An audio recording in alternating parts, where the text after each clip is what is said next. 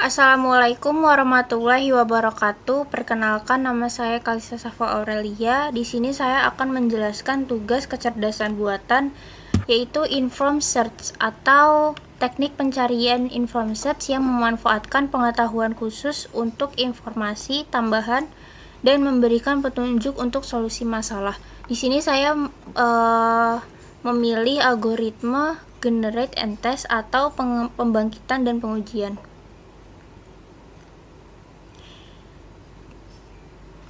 Pengertian generate test atau GT adalah metode generate test atau pembangkitan dan pengujian adalah sebuah pendekatan dalam ilmu komputer yang digunakan untuk mencari solusi dari suatu masalah dengan cara menghasilkan dan membangkitkan kandidat solusi secara acak atau dengan menggunakan teknik tertentu.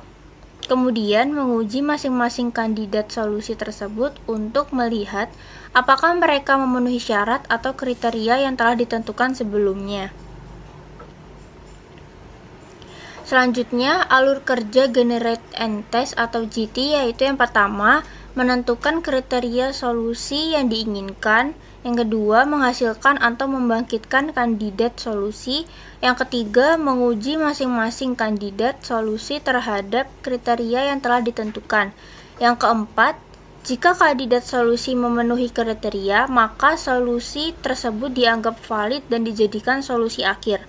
Dan jika tidak, solusi tersebut dihapus dan proses generate test diulang kembali dengan kandidat solusi yang terbaru. Lalu di sini saya akan menjelaskan contoh penyelesaian masalah traveling salesman problem atau yang biasa disebut dengan TSP.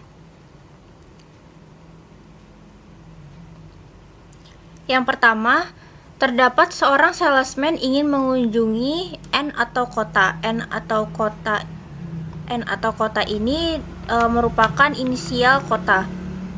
Jarak antara tiap-tiap kota sudah diketahui. Kita ingin mengetahui rute terpendek di mana setiap kota hanya boleh dikunjungi tepat hanya satu kali. Semisal ada 4 kota dengan jarak antara tiap-tiap kota seperti gambar pada di samping. Jadi ini adalah sebuah gambaran dari penyelesaian masalah traveling salesman problem atau TSP. Di sini terdapat kota A yang memiliki jarak antara kota A dan kota B yaitu 8. Lalu terdapat kota A dengan kota D dengan memiliki jarak 5. Lalu terdapat kota A ke kota C yaitu dengan jarak 3. Lalu kota B dan kota D berjarak 4 dan seterusnya. Selanjutnya ini terdapat penyelesaian dengan metode generate and test dengan bentuk tree. Di sini terdapat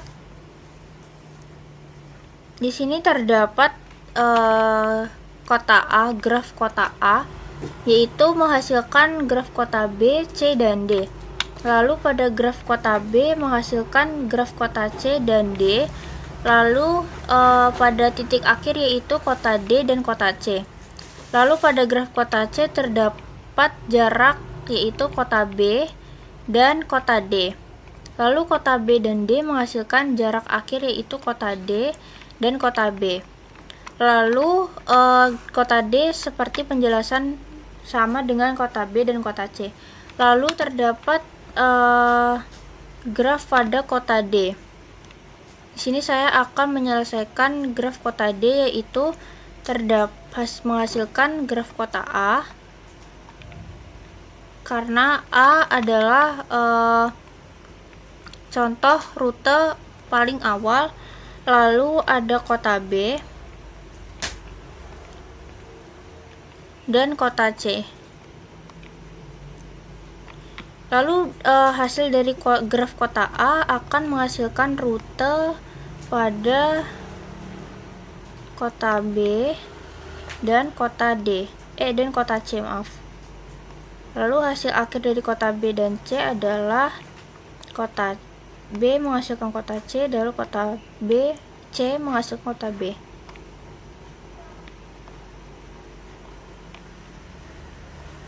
Lalu selanjutnya pada graf kota B akan menghasilkan kota A karena kota A terawal, lalu kota C, dan kota D. Sedangkan kota C akan menghasilkan graf kota A, kota B, dan kota D.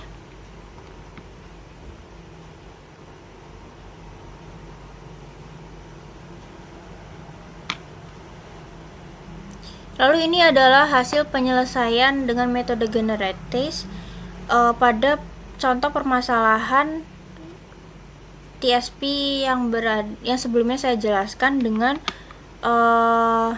estimation cost yang berbeda-beda. Selanjutnya saya akan menjelaskan tentang hasil penyelesaian masalah traveling salesman problem atau TSP dengan metode generators, yaitu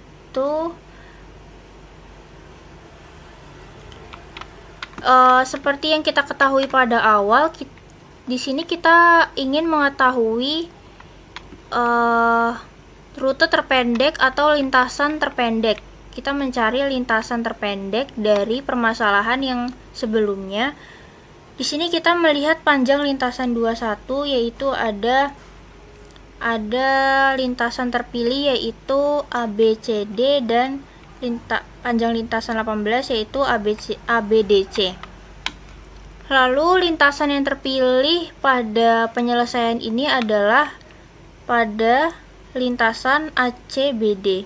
Kenapa pada lintasan ACBD ini yang dipilih? Karena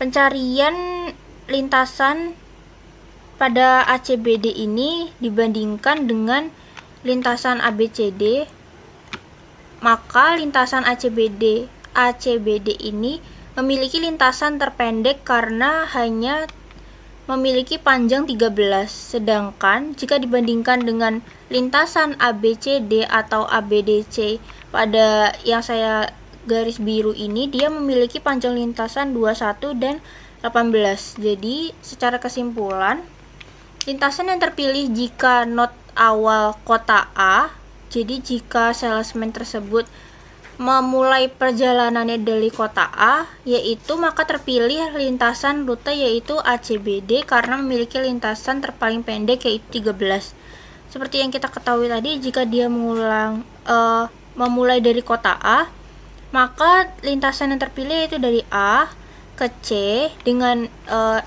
estimation cost 3, lalu dari C kita akan ke D yaitu dengan estimation 7, lalu dari D kita ke B dengan estimation 4. Jadi total dari rute lintasan terpendek dari node awal kota A yaitu 3. Assalamualaikum warahmatullahi wabarakatuh. Perkenalkan, nama saya Kalista Safa Aurelia. Di sini saya akan menjelaskan tentang tugas kecerdasan buatan yaitu Uninformed Search atau Breadth First Search atau BFS. Yang pertama adalah pengertian BFS adalah algoritma yang melakukan pencarian secara melebar yang mengunjungi simpul secara pre-order, yaitu mengunjungi suatu simpul kemudian mengunjungi semua simpul yang bertetangga dengan simpul tersebut terlebih dahulu. Selanjutnya, simpul yang belum dikunjungi dan bertetangga dengan simpul-simpul yang tadi dikunjungi, demikian seterusnya. Atau dengan secara singkatnya yaitu yang pertama kunjungi simpul V, lalu yang kedua kunjungi semua simpul yang bertetangga dengan V, yang ketiga yaitu kunjungi simpul yang belum dikunjungi dan bertetangga dengan simpul yang tadi dikunjungi. Lalu ada alur kerja First Search, yaitu yang pertama pilih node apapun, kunjungi vertex yang belum dikunjungi, tandai sebagai telah dikunjungi, tampilkan dan masukkan ke dalam antrian atau queue. Jika tidak ada simpul bersebelahan yang tersisa, harus simpul pertama dari antrian. Yang ketiga, ulangi langkah pertama dan langkah kedua hingga antrian kosong atau node yang diinginkan ditemukan.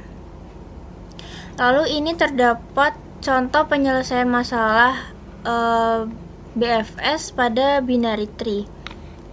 Di sini saya akan mencoba menjelaskan kenapa terjadinya proses penyelesaian masalah BFS pada binary tree ini.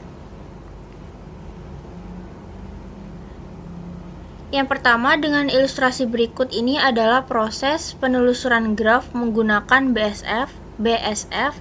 Kita akan melakukan penelusuran graf dengan BSF yang dimulai dari simpul 1. Jadi kita mulai dari node simpul 1, lalu simpul 1 dituliskan dan masuk ke dalam antrian 1.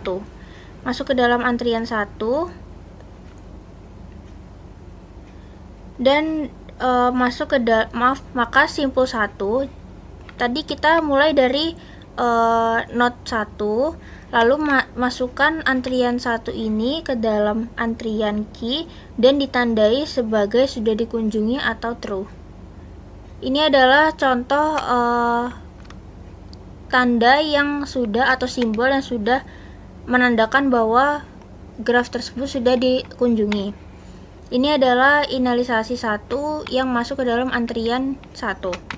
Lalu yang kedua, kita akan menuju ke antrian 2, yaitu kemudian pada antrian key tidak ada kosong, di layar ada 1 yang tadi sudah kita masukkan ke dalam antrian, maka kita proses elemen pertama pada antrian key yaitu simpul 1.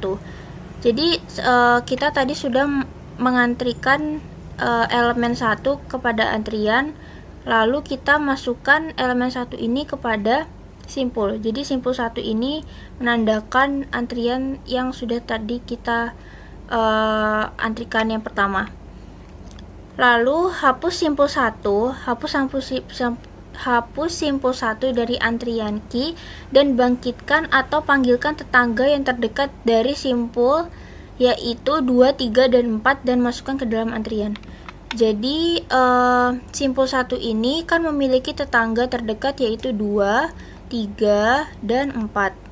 Lalu 2, 3, dan 4 ini dimasukkan ke dalam antrian dari simpul 1 tersebut dan ditandai dengan true sampai ke dalam graf 4 yang ini. Kita tandai sampai 4 sini. Lalu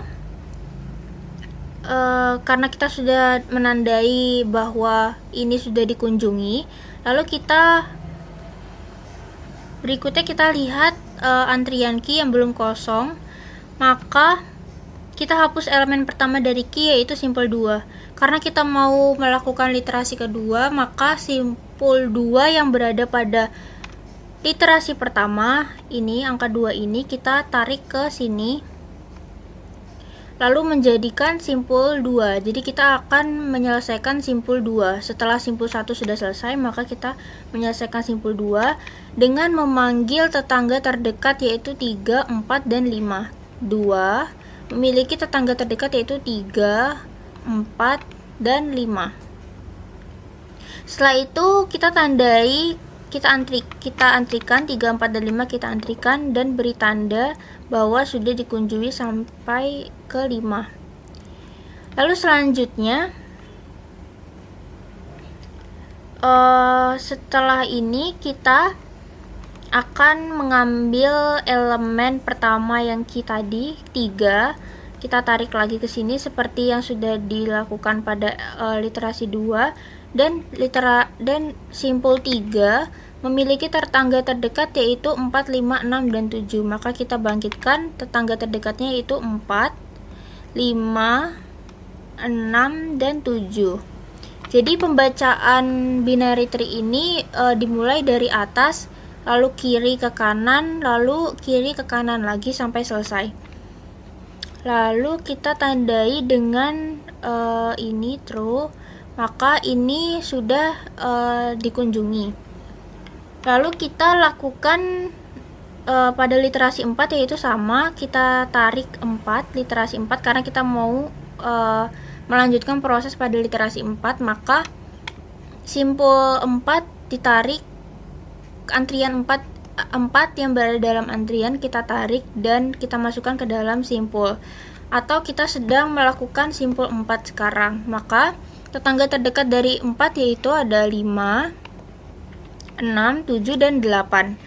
Selanjutnya kita masih berikan simbol sudah dikunjungi, lalu lanjutkan sampai kepada literasi 9. Jika literasi 9 sudah tidak ada antrian yang belum dikunjungi, ini kan sudah dikunjungi semua, simbolnya sudah dikunjungi semua sampai ke 10, maka pada literasi 9, 10 ini ditarik ke simpul, dan jika sudah tidak ada antrian atau sudah dikunjungi semua, maka tidak ada yang dilakukan. Dan jika sudah memeriksa antrian dan ternyata belum kosong juga, maka kita ambil elemen pertama dari antrian tersebut, yaitu simpul 9 atau terakhir. Jadi karena ini sudah semua sudah dikunjungi, maka kita ambil simpul terakhir yaitu simpul 9, dan maka semua simpul sudah ditelusuri, maka kita hentikan proses penelusurannya dengan tahapan urutan, yaitu 1, 2, 3, 4, 5, 6, 7, 8, 9, 10. Maka contoh penyelesaian masalah BFS dengan binary tree sudah kita selesaikan dengan tabel berikut. Jadi pembacaan binary tree yaitu dari 1 dulu, lalu tetangga terdekatnya, lalu ketika sudah selesai maka kita lanjutkan dengan antrian yang berada pada atau tetangga pertama terdekat dari simpul yang sebelumnya kita lakukan. Selanjutnya, ketika sudah disimpulkan urutan yang sudah dikunjungi, sekarang saya akan menjelaskan keuntungan BFS. Keuntungan BFS adalah 1. Tidak akan menemui jalan buntu. Yang kedua, jika ada satu solusi, BFS pasti akan menemukannya. Yang ketiga, jika ada lebih dari satu solusi, maka solusi tersebut akan ditemukan. Yang terakhir, dengan kata lain, BFS memiliki sifat completeness dan optimality.